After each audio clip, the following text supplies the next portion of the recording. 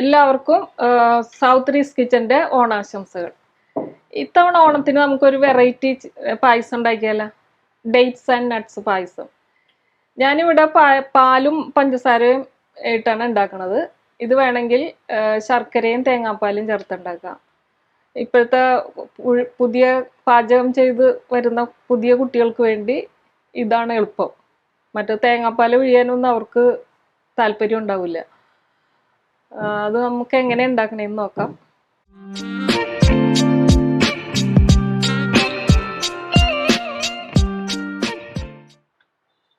പായസം ഉണ്ടാക്കാൻ വേണ്ടി 1.5 litre പാലെടുത്തിട്ടുണ്ട്. 200 gram dates അരിഞ്ഞു വെച്ചിട്ടുണ്ട്. ഒരു 100 ഗ്രാം നട്ട്സ് വെള്ളത്തിലിട്ട് ഒരു മണിക്കൂറോളം കുതിർത്തിയതാണ്. 200 ഗ്രാം പഞ്ചസാര, നെയ്യ്, ഇത് വറുത്തിടാനായിട്ട് കാഷ്നട്ട്, ഏലക്കാപ്പൊടി, ഒരു നുള്ളു ഉപ്പ്. പാലൊരു സോസ് പാനിലേക്ക് ഒഴിക്കുക.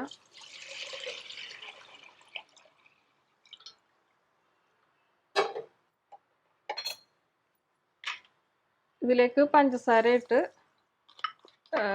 ഇളക്കി തിളപ്പിച്ച് 1 ലിറ്റർ ആവുന്നവരെ ഒന്ന് വറ്റിച്ചെടുക്കുക. ഇടയ്ക്കൊന്ന് ഇളക്കി കൊടുക്കാം.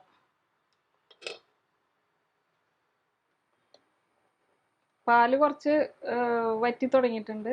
ഇത് പെട്ടെന്ന് കുറുകാൻ വേണ്ടി കുറച്ച് മിൽക്ക് മെയ്ഡ് വേണമെങ്കിൽ ചേർക്കാം, ടേസ്റ്റും കൂടും. ഇപ്പം ഞാൻ അതൊന്നും ചേർത്തിട്ടില്ല.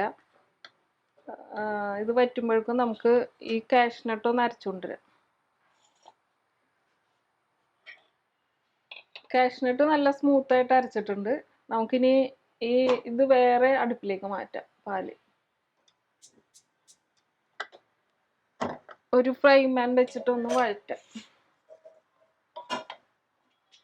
ഫ്രൈ പാൻ ചൂടാകുമ്പോൾ കുറച്ച് നെയ്യ് ഇട്ട് കൊടുക്കുക. അതിലേക്ക് ഈ ഡേറ്റ്സ് ഇട്ട് വഴറ്റണം.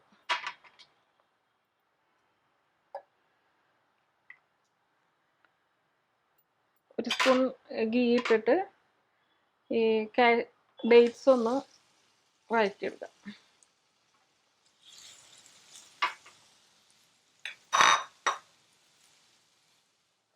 ഇതിലേക്ക് ഈ കാഷ്നട്ട് അരച്ചത് ചേർക്കാം.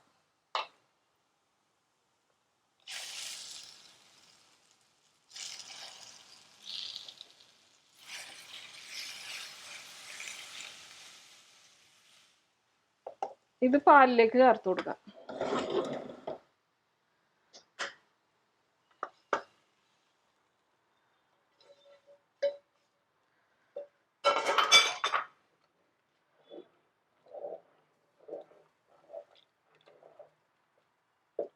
നല്ലോണം ഇളക്കി യോജിപ്പിക്കാം.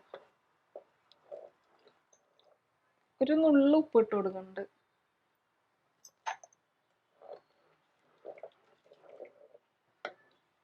പായസം ഒരുവിധം കുറിയിട്ടുണ്ട്. കുറച്ച് കടിക്കാനൊക്കെ വേണം ഈ ഈന്തപ്പഴം. ഇപ്പൊ നമുക്ക് ഏലക്കാപ്പൊടി ചേർത്ത് കൊടുക്കാം.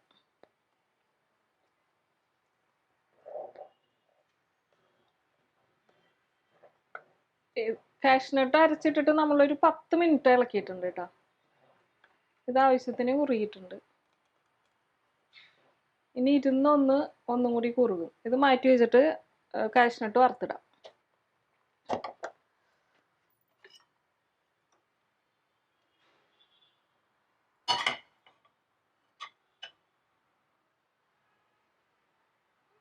ഇതിലേക്ക് കുറച്ച് നെയ്യ് ഇട്ട് കൊടുക്കാം.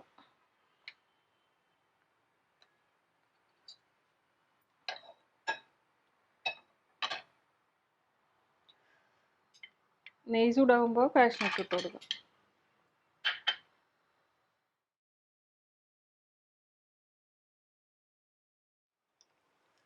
ഇത് പായസത്തിലേക്ക് ഇട്ട് കൊടുക്കാം.